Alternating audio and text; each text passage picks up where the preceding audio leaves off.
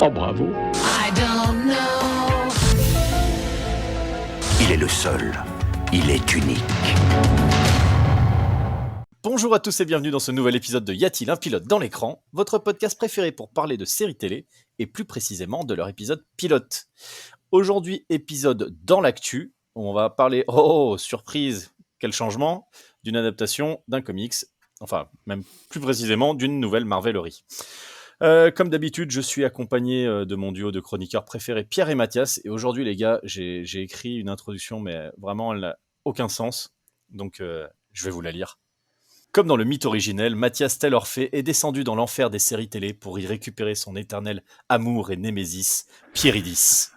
Mais n'écoutant pas les recommandations de son MC préféré, alias moi, il se retourna au dernier moment, condamnant Pierre, alias Pieridis, à errer pour toujours dans l'enfer de la SVOD, sans aucune possibilité de revoir The Wire. Oh, bravo! Écoute, moi j'applaudis. Je sais qu'avec le micro, faut pas, mais. Surtout que je l'ai écrit il y a environ 3 minutes. Merdique. Merci. Et effectivement, si je fais une petite référence mythologique, vous l'aurez compris, on parle de Loki. Oh Loki, là là. la dernière série Disney+, intégrée dans le MCU, le Marvel Cinematic Universe, et qui fait donc suite à WandaVision, dont nous n'avons pas encore parlé dans le podcast, et Falcon and the Winter Soldier, dont nous avons parlé et qu'on n'a pas ultra beaucoup aimé. Avant de commencer, j'aimerais revenir à l'épisode précédent où on avait parlé de Sweet Tooth. Et donc il y avait eu tout un début de débat sur l'histoire de comic book. J'avais bitché un peu mon ami Johan alias KF Comics. Entre temps, il m'a écrit, il a dit écoute Jérémy, me prends pas pour un imbécile. Tu sais très bien pourquoi on dit pas comics. En fait non, du coup j'étais vraiment un imbécile. En fait on ne dit pas comics au singulier parce que comics c'est du pluriel. Donc on dit un comic. Sauf qu'un comic, c'est moche, donc on dit un comic book, mais on dit des comics. Donc voilà, je tenais à présenter mes plus plates excuses à Johan. Et voilà, continue à faire ce que tu aimes faire, donc manger du poulet et lire des comics. Bisous, Écoute, Jérémy, Johan. plus j'entends tes intros et plus je me dis que toi, tu es un comique. Tu sais, j'aurais dû faire ça, je crois, comme métier, en fait. J'aurais jamais dû faire du montage. Je crois que j'aurais pu être le Franck Coluche Dubosc. des années 2010. Sinon, on parle de Loki à un moment. Ouais, voilà, on va parler de ouais. Loki. Ouais. Donc Loki est un personnage créé par Marvel. Bah non, c'est faux. C'est un personnage de la mythologie nordique. Ils l'ont volé comme Thor. Donc non, pour de vrai dans les comics, donc c'est un peu compliqué, je crois, de ce que j'ai vu, la création vraiment originale du personnage est un peu compliquée, mais la version actuelle telle qu'on la connaît, en tout cas, c'était dans Journeys into Mystery numéro 85 en octobre 62, qui était en fait l'époque le magazine dans lequel Thor était publié. Et pour changer, le personnage est une création de Stan Lee et Jack Kirby, mais également de Larry Lieber, qui était le frère de Stan Lee, son frère cadet, je crois, de mémoire. Et donc voilà, c'est un grand méchant de l'univers Marvel comics papier, donc dans les BD. Et voilà, Némésis de Thor depuis toujours, qui a plusieurs fois tenté de détruire Midgard et toutes les autres réalités, mais sans jamais vraiment y parvenir.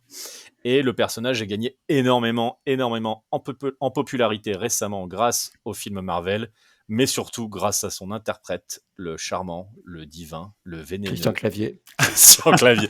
Oh, putain, Loki par Christian Clavier. Non, mais par Tom Hiddleston, voyons.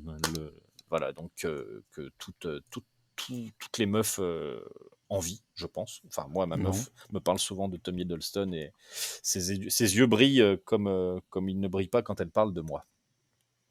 Donc voilà, ici, voilà, pardon. D'ailleurs, non, c'est marrant de savoir que en fait, c'est Kenneth Branagh qui a ramené Tom Hiddleston dans cet univers-là. Et à la base, Tom Hiddleston avait passé le casting pour faire Thor et non pas Ouais. et non pas Loki. Il faut dire que physiquement, parfait Ça, quoi. ouais, parce que physiquement en Thor, je le vois pas des masses. Hein. Il est pas. Enfin, voilà, je veux dire, Ouais, tu mets. c'est une crevette, quoi. Oui, Voilà, c'est pas. Il est taillé fit, mais voilà, tu mets Chris Hemsworth à côté, c'est pas le même gabarit. Mais bon, on remercie d'ailleurs Kenneth Branagh pour Thor 1, qui reste quand même sûrement une des plus belles bouses du MCU ever. Avec Ouais, Thor 2. Franchement, C'est vrai que Thor 2, tu te rappelles Pierre, notre séance de Thor 2 au cinéma? Non, je ne m'en souviens pas. J'ai rarement autant eu envie de me barrer d'une salle autant de fois pendant une seule et même séance. Et pourtant, on a survécu à Venom.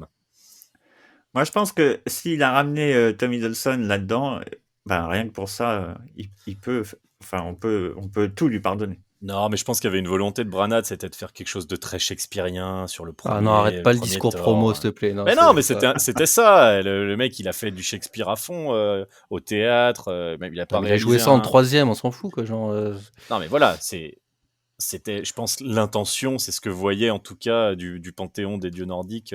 Kenneth Branagh, c'était un peu la vision qu'il avait, je pense.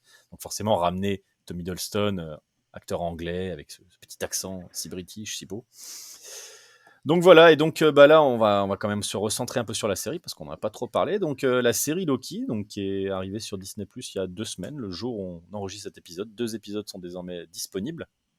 Et donc, ça s'intéresse très précisément au Loki. Alors, bon, ça va, je vais un peu spoiler, mais bon, de toute façon, si vous avez vu l'épisode pilote, vous êtes au courant. Mathias, comme d'hab, toi, t'avais pas vu les films, donc de toute façon, ça change rien. Tu t'es fait spoiler par l'épisode.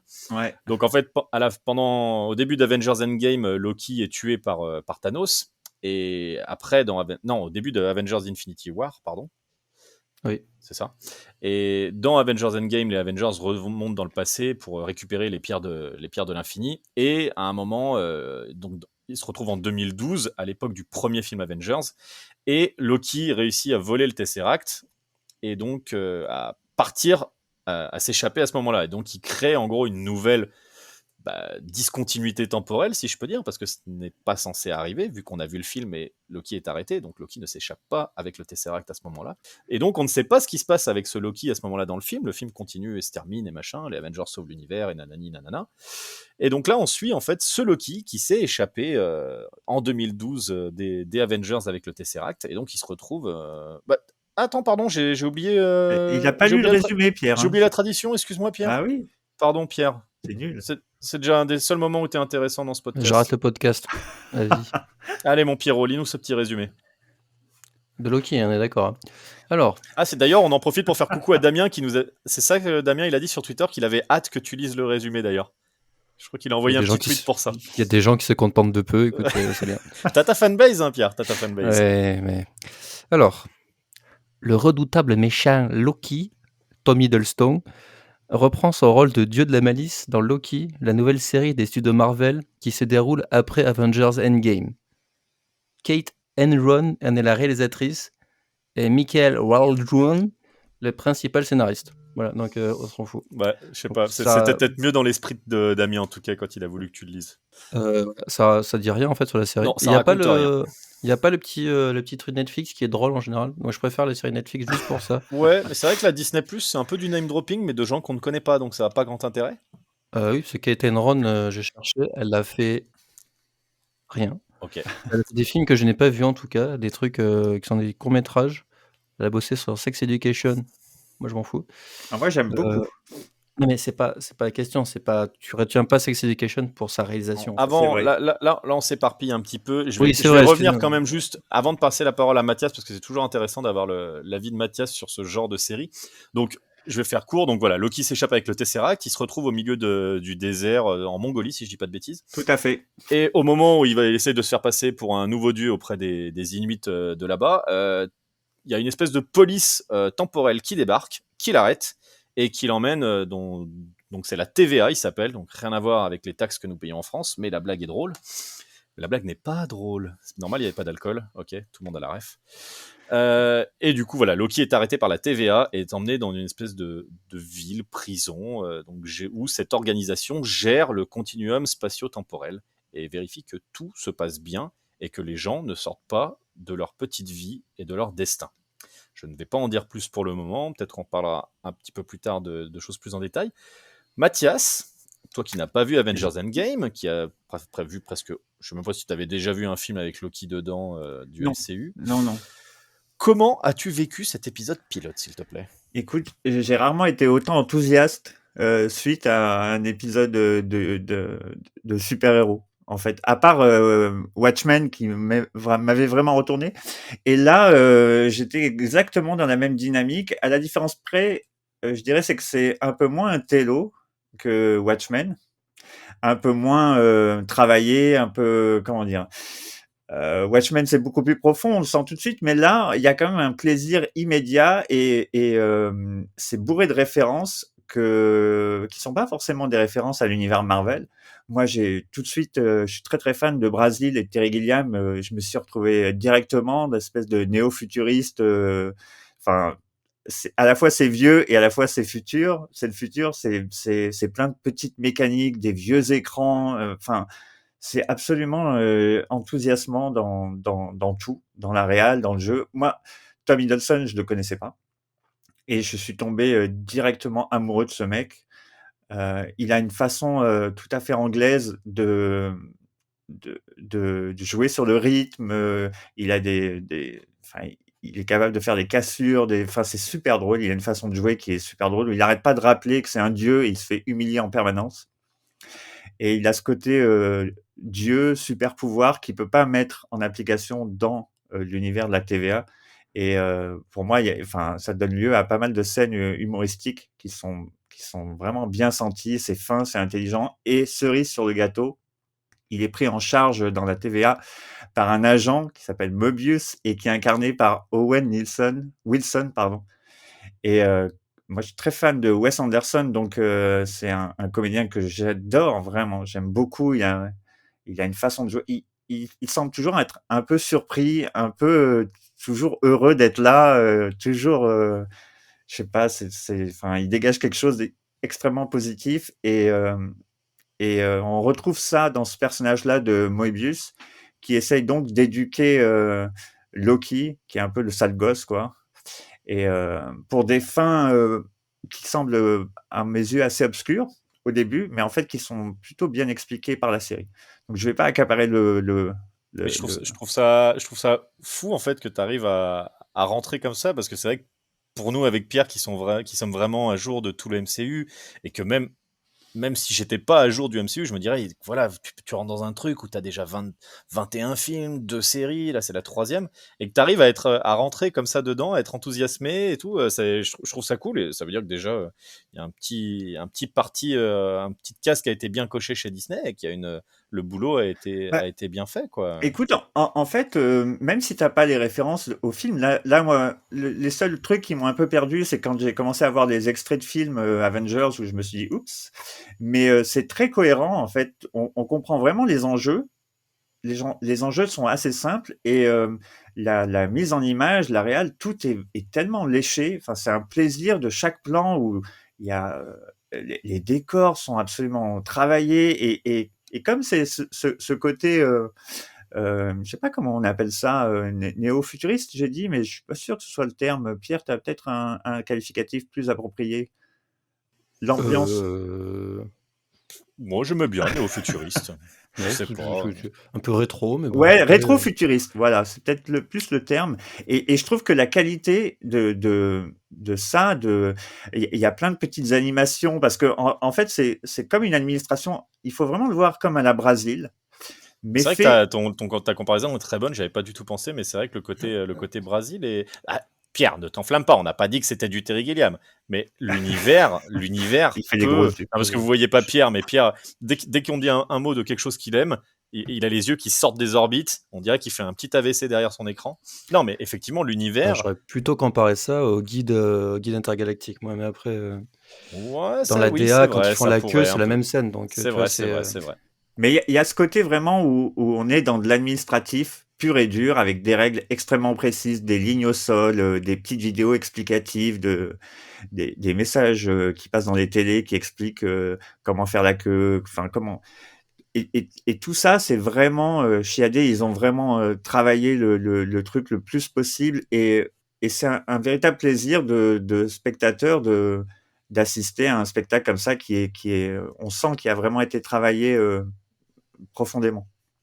Bah, Et alors, je vais juste très rapidement, après je vais passer la parole à notre Loki à nous, alias Pierre. Moi, avant de vraiment te dire ce que j'ai pensé de la série, là où j'ai été étonné et très agréablement surpris, c'est que j'avais vraiment peur que ce soit une grosse série fan service pour les fans de Tom Hiddleston. Et même si il est évidemment la pierre angulaire de la série, euh, je trouve vraiment que la série n'est pas ancrée sur lui. Enfin, je sais pas comment le dire, mais déjà le personnage de Owen Wilson est presque aussi important que lui dans la série. Ça prend encore plus d'importance à partir de l'épisode 2, je trouve. Mais voilà, c'est pas une série fan service en tout cas. Et d'ailleurs, ça se montre tout de suite parce que toi, Mathias, qui est pas du tout un fan, t'as réussi à l'apprécier et à rentrer dedans. Donc voilà, enfin, avant juste d'aller plus loin, voilà, Pierre, moi j'aimerais savoir ce que toi t'en as pensé du coup. Je vais revenir sur la formule, classique, que j'utilise souvent. C'est bien mais pas top. Parce que, bah, en fait, moi honnêtement, j'ai pas trouvé ça désastreux du tout, c'est plutôt sympa. Alors, premier truc, contrairement à Mathias, moi, Tom Hiddleston, je n'en peux plus. Je l'ai vu dans, tous les films de mort là de Marvel. Donc le mec, ses petits, sourires narquois, ses petits jeux de sourcils et tout ce que tu sembles apprécier chez lui, moi je l'ai apprécié pendant, 30 secondes dans le premier Thor et après ça m'a saoulé. Parce que c'est pas, moi, Tom Hiddleston, il me parle pas en fait, c'est pas un acteur que j'aime beaucoup et sa version de Loki, en fait, c'est rigolo 5 minutes, mais je trouve que ça représente beaucoup de trucs que je n'aime pas dans l'écriture de Marvel, en fait.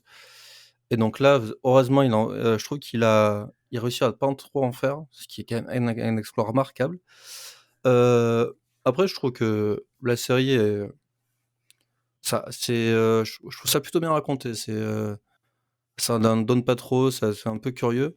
Moi, en fait, j'ai un problème de fond. Je trouve la série très agréable, mais j'ai un problème de fond, c'est-à-dire que je trouve que tout le côté, bah, justement, que tu qualifies de Brésil, en fait, je trouve que c'est encore une fois, heu, c'est fait à moitié, en fait. C'est-à-dire qu'ils arrivent dans un truc où tu as plein de règles, sauf qu'il y a un bordel absolu qui se passe, qui est engendré par ce que fait Loki et tu aucune réaction des gens, par rapport à ça, en fait.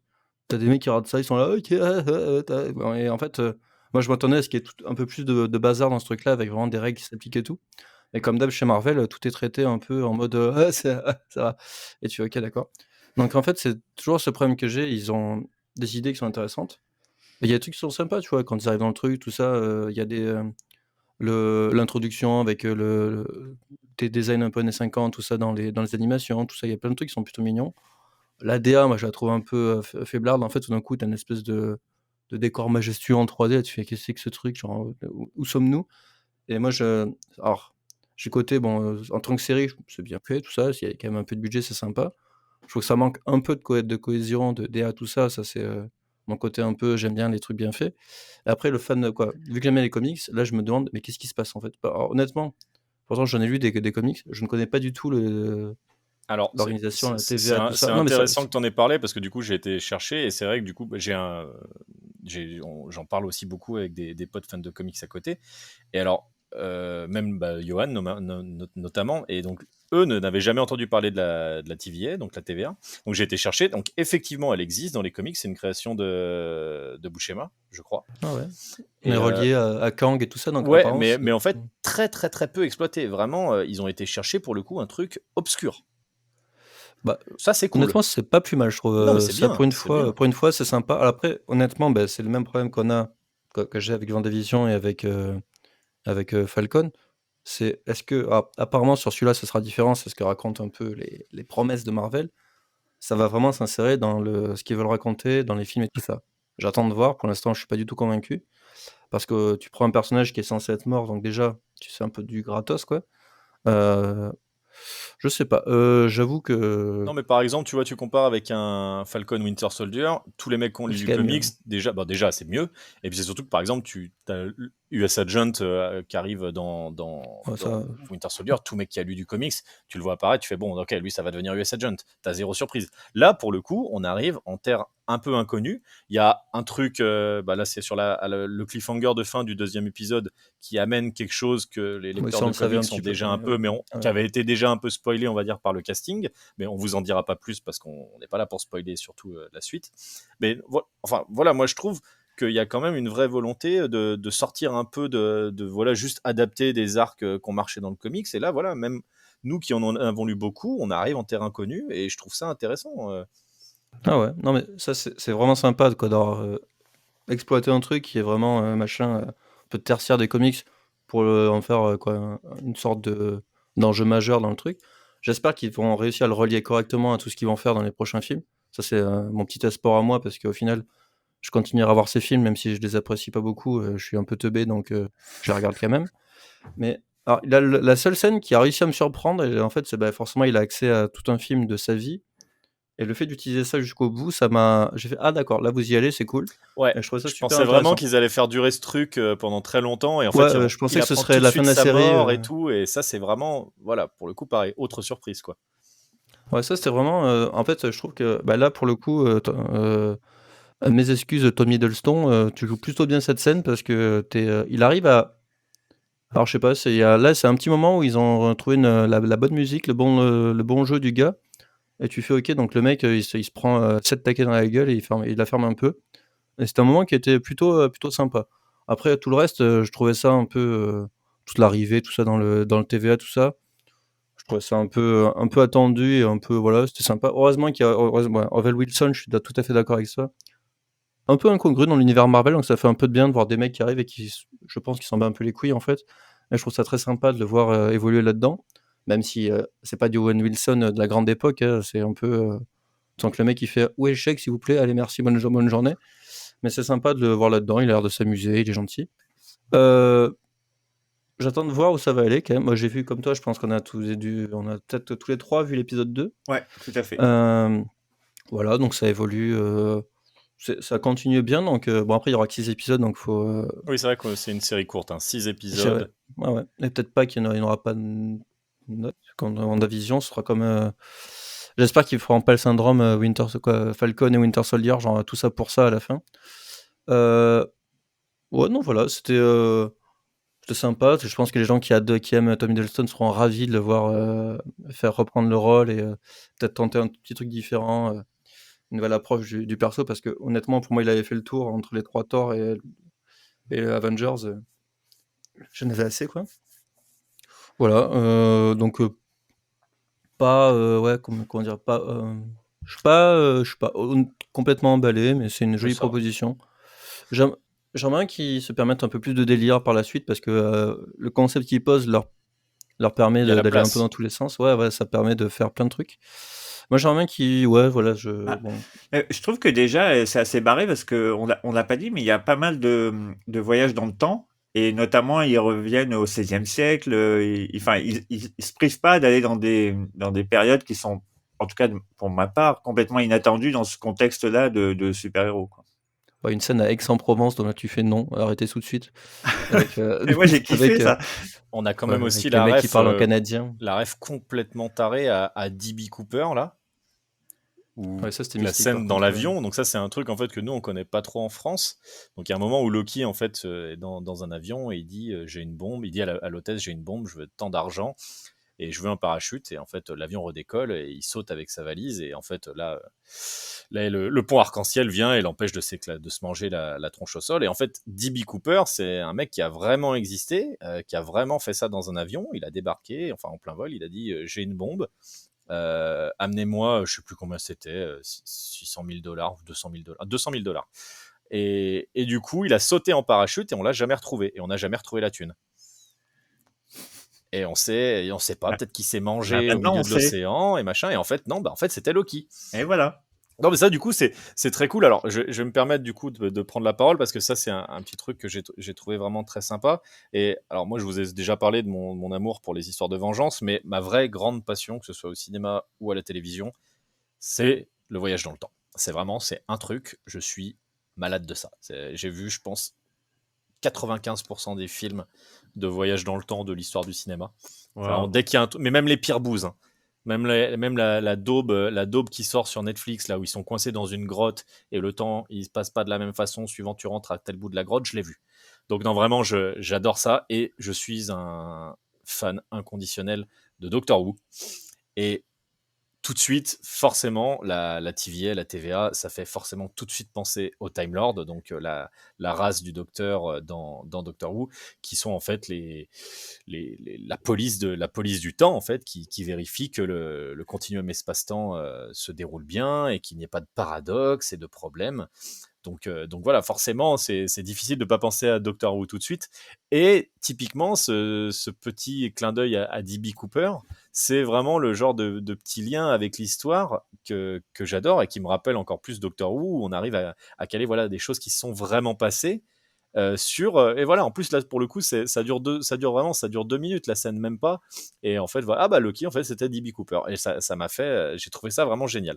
Et voilà, après la série j'ai pas grand chose de plus à dire que vous, parce qu'en plus il se passe pas, honnêtement il se passe pas 150 choses hein, dans l'épisode.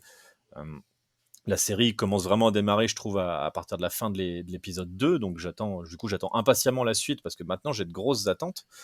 Mais voilà, comme tu l'as dit, Pierre, Tom Hiddleston, même moi, je commençais à en avoir un petit peu marre, contrairement à ma copine, de le voir un peu trop.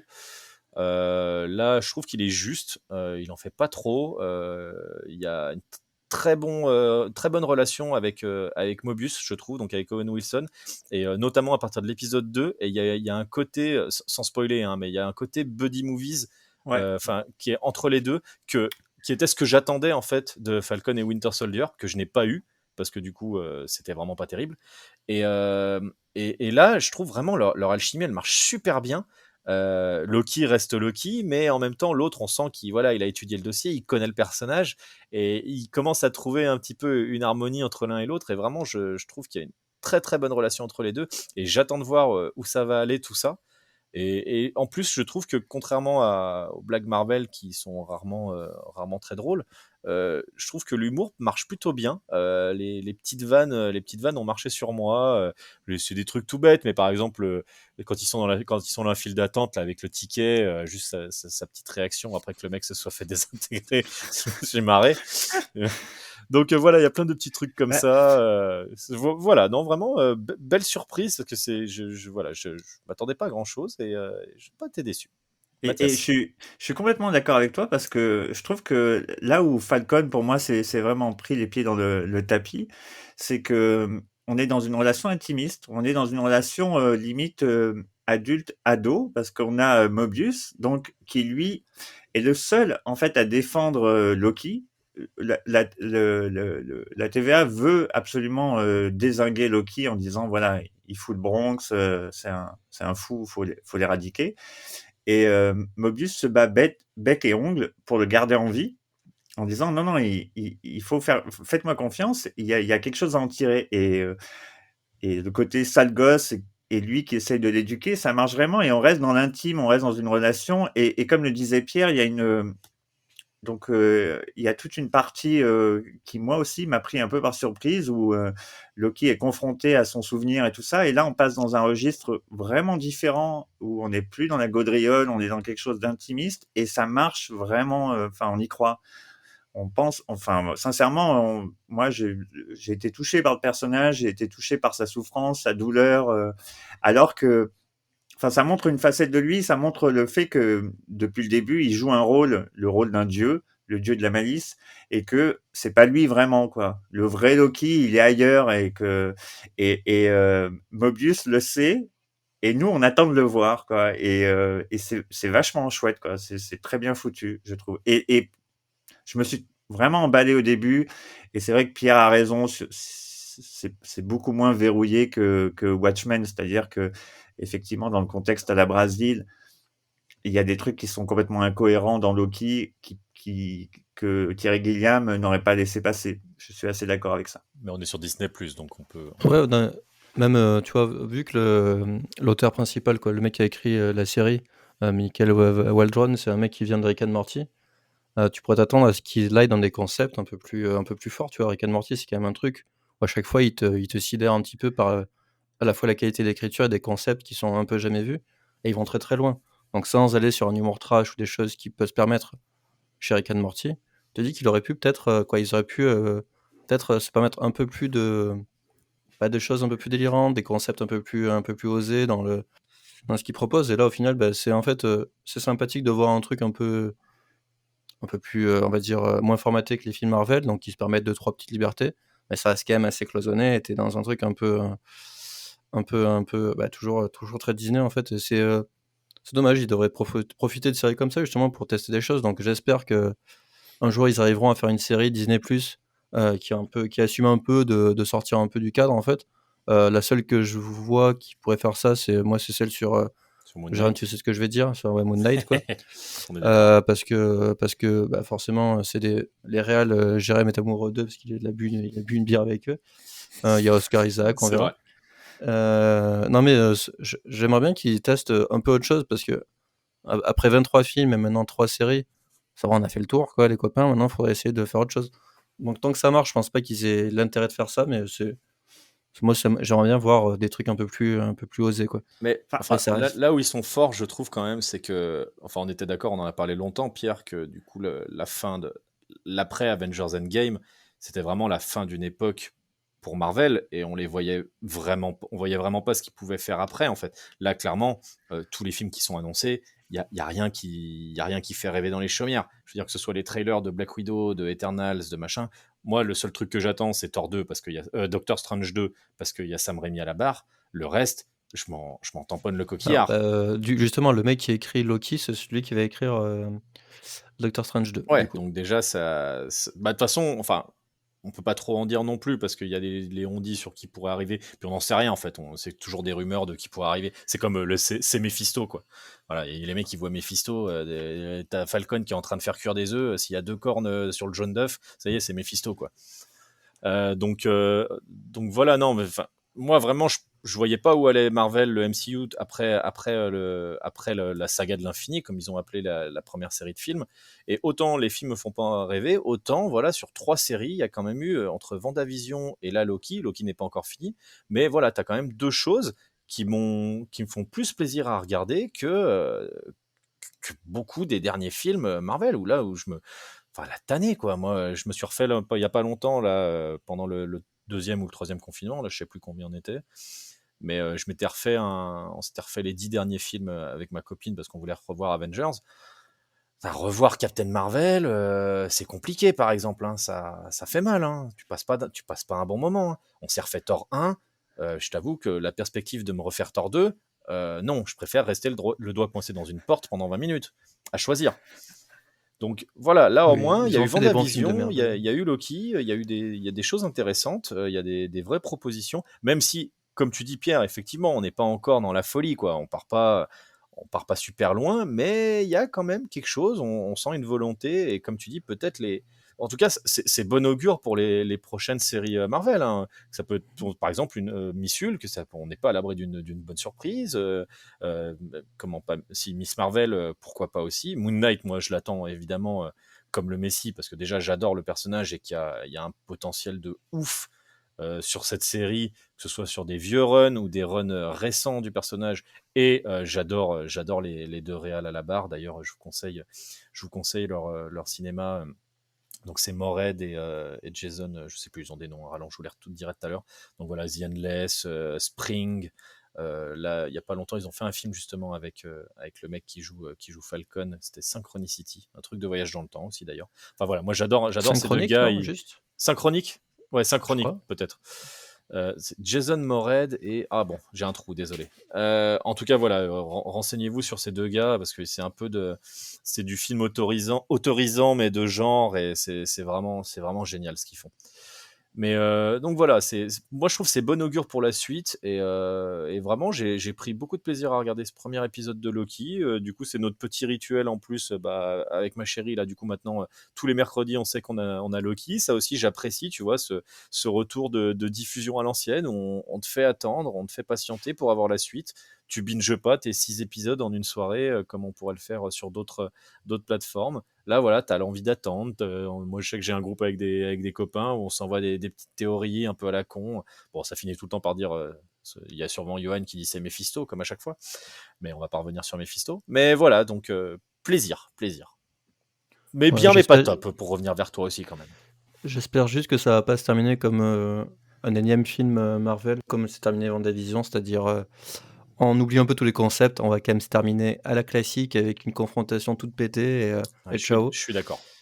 Ça, ce serait bien qu'ils évitent ça. J'espère justement que, vu que le personnage de Loki est quand même un truc important pour eux à cause de la fanbase et tout, ce qui n'était pas vraiment Wanda parce que c'était un personnage moins majeur, on va dire. J'espère qu'ils vont essayer de plus faire un pied sur ce que ça pourrait amener dans les films parce que faut quand même donner envie aux gens d'aller voir les films qui vont arriver. Honnêtement, bon, effectivement, Black Widow, tout le monde s'en fout. Je pense que là, ça va plus introduire les vrais trucs qu'ils vont faire. Donc, Ant-Man and Quantum Mania là, et Doctor Strange 2. Surtout qu'ils éventuellement ont pas peut-être. su saisir un peu la balle au bon de Doctor Strange 2 à la fin de WandaVision, que tout le monde attendait quand même, parce qu'on sait que Wanda va être pas le sidekick, mais en tout cas un personnage très important de Doctor Strange 2. Ils ont pas voulu jouer là-dessus. Tout le monde attendait de Ouais, voir ouais, c'est Bénédicte Concombre on scène post-générique, on l'a pas eu. Donc voilà, c'est vrai que moi, là, par exemple, j'attends de voir ce qui va advenir de ce Loki à la fin de cette série, mais ça me choquerait pas de le voir dans un univers de Doctor Strange. D'ailleurs, ça ouais, marchait déjà bien dans Thor non, 3, je trouve, moi je mais veux pas qu'il revienne dans les films lui, j'en ai marre. oui, mais parce que toi, tu ne l'aimes pas, mais je sais pas, c'est quand même le sorcier d'Asgard, quoi. Donc, c'est un magicien. Il a toute sa place dans un univers de magicien. Et puis, c'est quand même Mmh. bien fait humilier par le Docteur Strange la seule fois où ils se sont vus dans Thor 3. Donc, je pense qu'il y a une petite revanche à prendre du côté de Loki. Donc voilà, bah écoutez les amis, je sais pas, hein, je pense qu'on a déjà bien parlé, hein. Mais Oui, bah, oui. après, c'est Est-ce qu'on le respecte la règle lancée comme ça Oui, Ah oui, d'accord. des recos, tu veux dire? C'est ça. Ouais, on va continuer donc ce que Pierre a décidé d'un commun accord avec lui-même de mettre en place lors du dernier épisode. Donc on va désormais terminer chacun de ces petits podcasts par une petite recommandation de l'un d'entre nous. Ça peut être un livre, ça peut être une série, ça peut être un film, ça peut être un livre. Mais ça, je l'ai déjà dit. Mais vu que je ne lis pas, ça ne sera pas un livre pour moi. On va commencer par Pierre du coup, parce que c'est toi qui as lancé le truc. D'ailleurs, ce sera toujours toi qui va commencer du coup. pourquoi? Parce que J'ai déjà recommandé l'alcool, ça marche plus? Moi, surtout que maintenant, là, D'accord. avec la réouverture des terrasses, moi, j'arrête de recommander l'alcool, hein. Alors, Avec non, modération, hein, chers auditeurs. alors je me suis remis à lire des comics récemment parce que ça fait 2 ans que j'avais un peu arrêté d'en lire et je me suis tapé, un vieux truc de 2019, donc pas si vieux que ça, c'est Power of X et House of X de monsieur Jonathan Hickman, très grand scénariste de comics, mais très complexe à suivre. Et j'ai lu ça et j'ai rien compris, mais j'ai beaucoup aimé. Mais j'ai absolument rien compris où ça va. C'est sur le futur des X-Men dans l'univers Marvel, mais des comics. C'est incompréhensible, mais c'est super, j'ai adoré. Je comprends pas ce qu'il veut faire, mais tu sens que c'est un monsieur très intelligent et j'aime bien. Et si un jour ils font des trucs, de cette «qualité d'écriture» entre guillemets, parce que c'est quand même de l'écriture de comics, mais cette ampleur narrative dans les films, ce serait pas mal, quoi. Parce que, peut-être, Hickman devrait bosser sur le MCU, de faire un truc en 70 films, avec, 150 séries pour, expliquer un peu ce qu'il veut dire. J'aime bien comment il écrit ce monsieur, c'est un mec pour, la faire courte qui fait des plans sur 10-15 ans où il y a tout un tas de trucs qui sont révélés au fur et à mesure. Et quand tu vas au bout de ce qu'il fait, en général, tu as toujours beaucoup de satisfaction à suivre toute son histoire et à bien comprendre où il est allé. Donc là, moi j'aimais les X-Men, donc je vais suivre ça. Mais alors, il va falloir que j'achète 20 bouquins pour lire la suite. Tu les as Mais achetés c'est en pas grave. VF, du coup? Non, j'ai acheté un soft cover, comme on dit, pour Ouais. les gens qui connaissent les comics, les premiers numéros. Je me suis rendu compte que j'avais aussi acheté les singles, donc je suis un abruti. Bah ouais, parce que moi, je les ai en Euh, single aussi, mais je les ai toujours pas lus. j'avais 10 singles et j'ai acheté le soft cover qui en regroupe 12. J'étais très Mais content. je te rachèterai si tu veux tes derniers singles, parce que je dois pas avoir les derniers. Donc, si tu veux, Je te les offrirai avec grand plaisir. ouais, c'est très Voilà. aimable de ta part. Et je recommande aussi la bière Fada que j'ai découvert dans l'Ardèche il y a quelques jours. C'était incroyable. Elle porte bien son. Tu m'en as ramené? Voilà. Non, parce que c'était de la pression, donc j'aurais pu braquer le bar, mais effectivement, et Ok. si la bière Fada veut nous sponsoriser, c'est quand ils veulent. Je suis pour. Mathias. Écoute, moi, je vais rester dans notre thématique de prédilection et c'est une série que je vous aurais bien imposée, mais c'est trop tard parce qu'on est en saison 2, voire peut-être 3, je ne sais pas. C'est une série que j'ai découverte sur Apple TV+, une série qui s'appelle Trying, qui est écrite par Andy Walton avec deux comédiens, un comédien qui s'appelle Raph Spall et une comédienne qui s'appelle Esther Smith. Tout ça, c'est des Anglais pure souche. C'est une série comique, tragicomique. C'est un petit format, c'est des épisodes de 30 minutes. Et la thématique concerne l'adoption. Donc c'est un couple dans lequel je pense qu'on peut être nombreux et nombreuses à s'identifier. C'est un peu des losers. C'est un peu des gens qui se prennent pas la tête, qui picolent, qui font la fête et tout, et qui tout d'un coup se rendent compte qu'ils peuvent pas avoir d'enfants, et donc ils décident de se lancer dans une procédure d'adoption. Et là, ils se rendent compte que pour adopter, ben, en fait, il faut être des gens bien. Et du coup, c'est un sujet qui est assez sérieux, et ils en font une comédie qui est vraiment délicieuse, qui est hyper touchante. Le couple, il fonctionne à 200%. On a vraiment l'impression qu'ils sont couple dans la vraie vie. Et on voit beaucoup de nos travers. C'est un véritable effet miroir et c'est vraiment, vraiment bien, quoi. Donc je vous le recommande.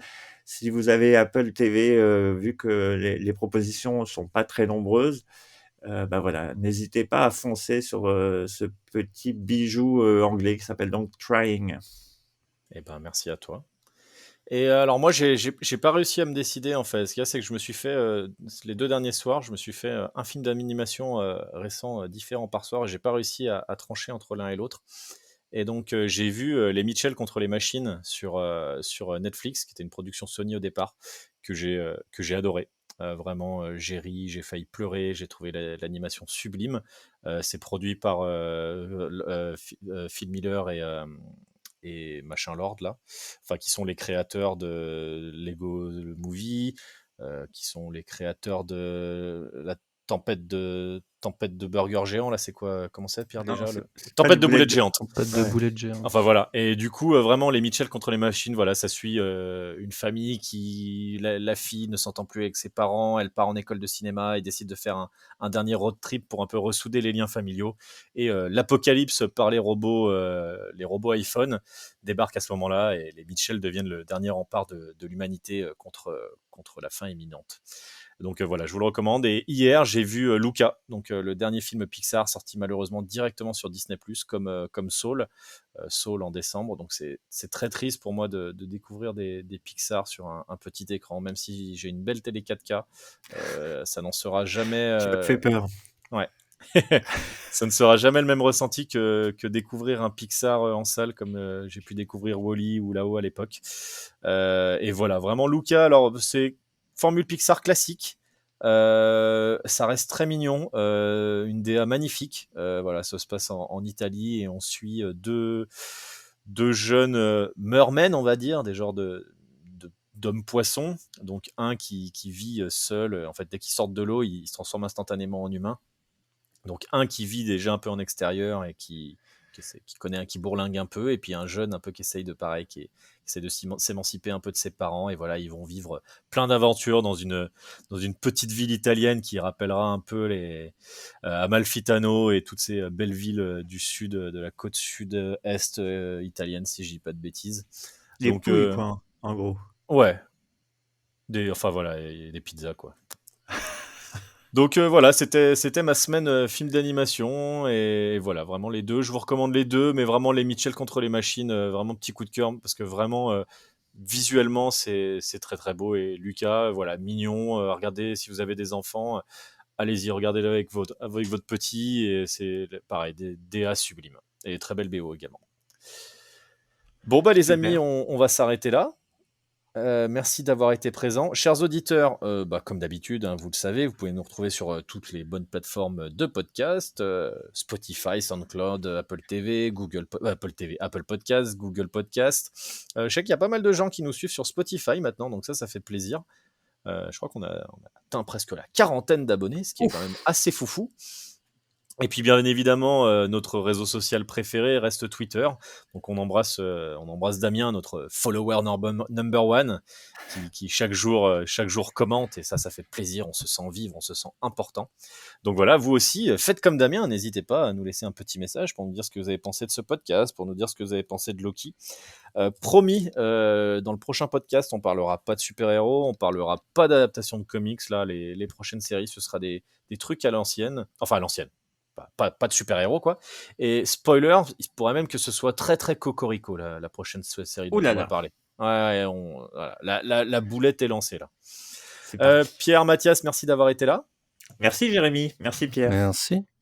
Et puis écoutez, moi je vais en tout cas traverser le pont arc-en-ciel, direction Asgard, rejoindre les dieux du panthéon nordique. Mais n'oubliez pas, Pierre, Mathias, mes dieux, c'est vous. Ciao les gars. Oh, Merci. salut. Merci. Merci.